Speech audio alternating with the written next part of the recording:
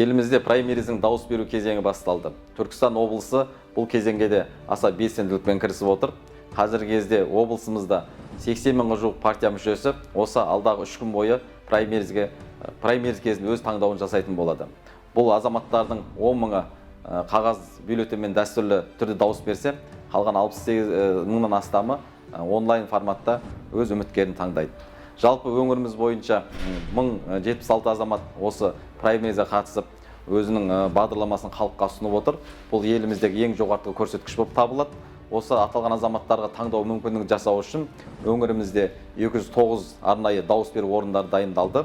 Бекітілген ережеге сәйкес 1-2 қазан күндері партия мүшелері жалпы үміткерді өзінің жеке телефонынан онлайн форматта таңдау жүргізеді.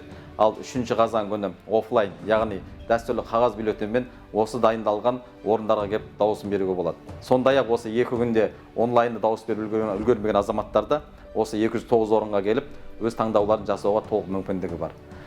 Партияластарымызға осы қатысып отқан үміткерлердің арасынан шын мықтыларды, таланты мен тәжірибесі, пайым мен парасаты келіскен тұлғаларды таңдауға ұсыныс кеңес береміз. Еліміздің осы сайланбалы органдарына алдағы уақытта осы праймериден жеңіп шыққан үміткерлер арнайы ұсынылатын болады. Сондықтан да өмірімізді өзгерту өзіміздің қолымызда. Біздің 80 мыңға жуық Нұр Отандық партия мүшелері бүгін осындай сын сәтінде нағыз лайықты тұлғалар таңдауына тілектеспіз.